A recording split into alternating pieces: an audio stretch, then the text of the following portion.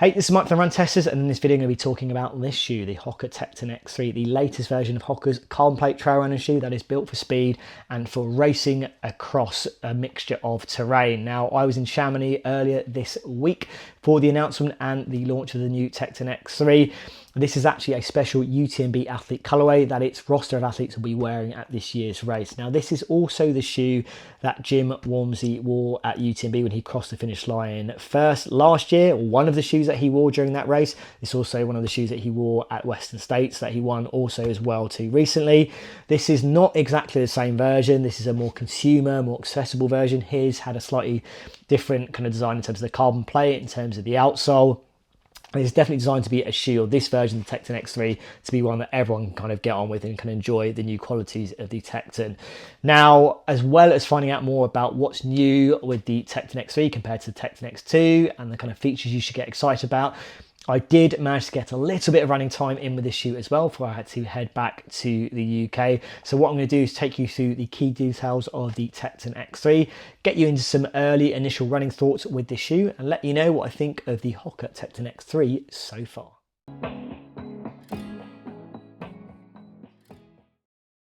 So here's the key details on the Hoka Tecton X3, which it's fair to say has a very different look to the X2. Price-wise, the Tecton X3 comes in at £220 in the UK or $275 in the US. So that's pricier than the Tecton X2, which cost £185 in the UK and $225 in the US at launch. It's also only available in one size fit option. Weight-wise, it does pick up some from the Tecton X2, with a men's 10 weighing in at 286 grams compared to 264 grams in the same size. Our UK size 8 weighed in on the scales at 260 grams. It sticks to a 5mm drop like the Tecton X2, with the same 40mm and 35mm stack heights as the last Tecton. At the upper, Hoka once again uses a quick dry matrix one with a vamp to offer feet plenty of room to spread out in, with the new design dominating gaiter style collar in place to protect your feet from trail debris. Midsole, Hoka swapped its dual density supercritical EVA and EVA based cushioning for a dual layer of PEBA to help deliver a bouncy ride. That's combined once again with Hoka's Meta Rocker and a new dual carbon plate design with winglets to help give it that propulsive as well as controlled ride. Keeping your feet steady is a vibrant Mega Grip light base outsole that goes from 3mm up to 4mm lugs to boost traction across a range of surfaces. Okay, so let's talk about that fit, and that's definitely going to be a big talking point here with the Tecton X3, mainly because of that design dominating gaiter that you now have on the X3 compared to what we got on the previous versions of the Tecton. Now, I'll start by talking about sizing, and I've got this in the UK size 8. That is my typical running shoe size. That's the typical kind of shoe size that works best for me in Hoka shoes, and I would say that has been applicable with the most recent kind of road running and trail shoes that I have used from Hoka. Now, in terms of getting this shoe on, I definitely think it's done in two parts. I think almost you kind of slip half of your foot into the shoe, and then you kind of use this kind of gaiter to kind of wiggle things into place. Now, in terms of the fit, I would say I've been pretty happy with the space up front of the toes in the couple of runs that I've done in this shoe. I definitely think there's a lot of space at the sides of my foot. I think less volume but on the top, but I definitely think the space in the front and actually the sides have felt pretty good for me overall.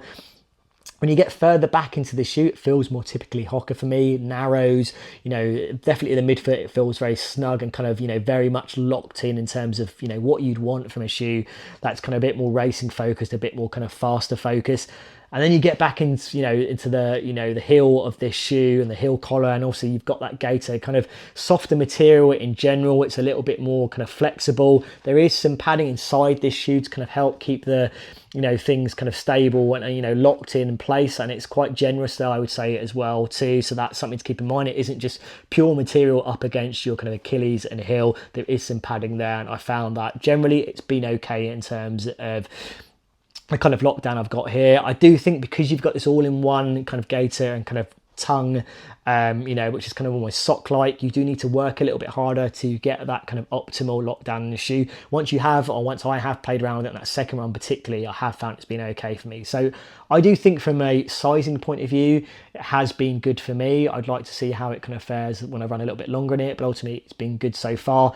it does take a little bit more work to get this shoe on compared to the previous Tecton shoes. That's something to keep in mind here. You're not going to easily slip this shoe on, but once it is in, it does feel like it's nicely locked in. The kind of feel that you want when you are, using a shoe to run a little bit quicker in and also to race it.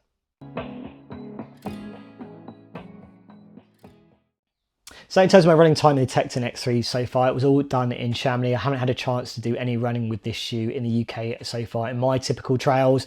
Now I had a couple of days out there, pretty busy schedule, doing interviews, learning about the shoe. So I managed to get a couple of runs in with the X3. The first run was a few miles, really getting used to running in it, and in typical Chamonix fashion, had to do some hills.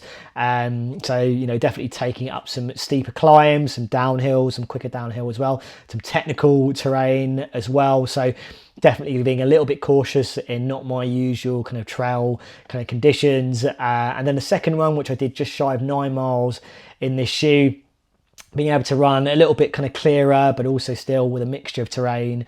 Again, a little bit technical, kind of rockier paths, kind of some mud, grass, going through streams, kind of going over logs and kind of getting them a little bit wet as well. And, definitely kind of testing that outsole a little bit as well. Now, the first thing I would say about the Tecton X3 that really stands out for me is that PEBA. That PEBA-based midsole just makes it feel a lot different to running in the previous Tecton shoes, which I think was a little bit more kind of, definitely firmer feeling, but still very responsive and still very lively in terms of that experience of running in that shoe. I think for the Tecton X3, you can't ignore that PEBA bouncing. When you start moving around in it, you just feel it. And when you get going in it and you get a straighter route to run on, it feels very lively and you just roll through very quickly in this shoe. And obviously you've got that calm plate in there as well. And it's slightly been rejigged in terms of that design, I think, ultimately to counteract that kind of more lively PEBA foam that you're getting there, to make sure you're getting that kind of propulsive feel, but also getting something that feels a little bit more stable than it probably needed to be on the Tecton X2 or previous Tecton shoes. I think that PEBA, that livelier PEBA, just needed that kind of thing just to be kind of locked in a little bit more. And I definitely feel like that's what I noticed on my kind of second run with it, where I could run a little bit, kind of longer and straighter in it, and kind of go out a little bit harder, and it felt nice to do. You just roll through really nicely. You get that kind of propulsive feel, but I feel like it's also, in tandem with that PEBA foam that you're getting there, which is definitely on the very bouncy side. I do feel like, it is slightly heavier than the previous shoe, but I do think that it's a pretty lightweight kind of trail shoe. But if you're hoping for a lighter version of the Tecton X2, that isn't quite the case here. But I think in terms of the build of the shoe, it does feel like it runs pretty light for me. And it didn't feel like a clumpy kind of heavy shoe to run. It felt good on the downhill kind of parts of that run as well too. I did feel like it could be pretty nimble in. I do think it's a shoe you're going to probably need to get used to, just because of that build and the slightly different design and the upper design compared to the previous Tecton. There's a little bit less material there. It's a bit thinner, and it really, I think it's going to reward those kind of more technical, kind of more agile, nimble runners that are going to get the best out of this shoe. But I felt like when I could run a little bit quicker in the shoe, it felt very good to do so. I think from an outsole point of view, it felt very good. Obviously you're getting slightly deeper lugs here compared to the previous shoe, but I think ultimately it's worked well across the mixture of terrain that I did. I think on softer ground, it didn't feel too harsh or firm for me. I did a little bit of road as well, and it felt like I managed some road, but I think ultimately you want it to be on, kind of off-road routes. As I said, I had to go over across streams, over logs, and it felt fine. I didn't feel like I was slipping around. They got a bit wet as well, a bit muddy when I had to wash them off in a stream. This upper didn't, it was pretty hot, ultimately, but it didn't feel like it really soaked through in the shoe either. And the outsole grip felt very good overall for me. So I think, having a Vibram, outsole is the key here. And I think it's worked very well for me on those couple of runs that I've done. So I think ultimately I had a very good experience. I do like the fact they've got that kind of livelier PEBA foam in there. It hasn't lost into that kind of propulsive feel that you get from the previous shoes, but it does definitely get you a bit further up off the ground. If you like the idea of something being a little bit closer and kind of locking to the kind of surfaces, I think you maybe don't get as much of that here because of the build of the shoe. But I think ultimately, in terms of being a shoe to run quicker on a kind of off-road surfaces, it does kind of deliver that. And yeah, very positive overall. I do think it's going to be a shoe that isn't going to It's going to take a bit of time to getting used to and adjusting to, less so than the previous Tecton shoes, and it may mean that it's not necessarily a natural option for everyone, but I do think if you are looking for a kind of road feel from a trail shoe, then I definitely think there's qualities of that here on the Tecton X3.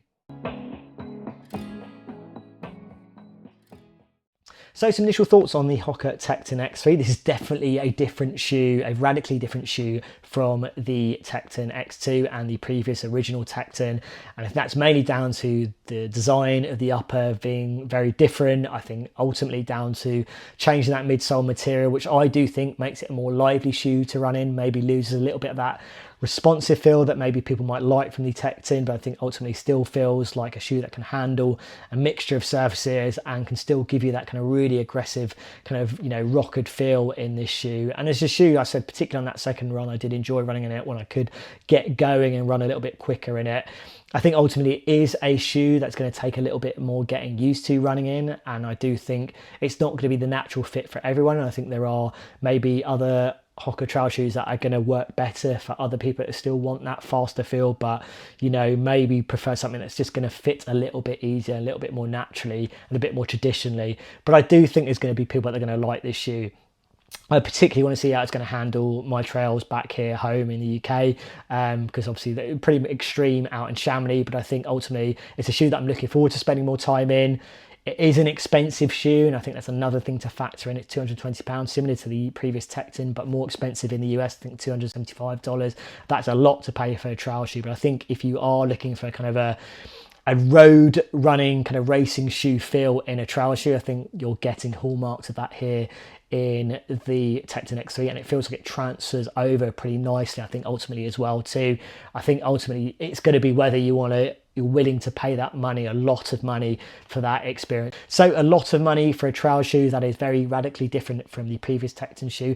I think a lot of people like the previous Tecton. This is very different, but I think different in a good way. I think it's just going to be about getting out in the shoe and seeing whether you like those changes in the Tecton X3. I do like the changes. I feel like I'm liking the changes. So far, I've quite liked running the shoe. It's lively, bouncy, got a great outsole on it from what I can see, and you know, I think a lot of people are going to like the changes. A lot of people are going to have to get used to these changes, but I think the changes hopefully should be positive ones for most people, and it's going to make it a expensive trail shoe for running fast in, but one that I think a lot of people are going to quite like running in. Okay, so there you have it, some initial thoughts on the Hoka Tecton X3. Now, as I mentioned already, definitely plenty more running to do, and I would like to see how it performed on my usual trails and trail terrain as well. Now, if you've got any questions about this shoe while we are testing, do let us know in the comments. As always, like and subscribe, hit that little bell to find out about our latest video, and yeah, we'll see you in the next Run Testers video.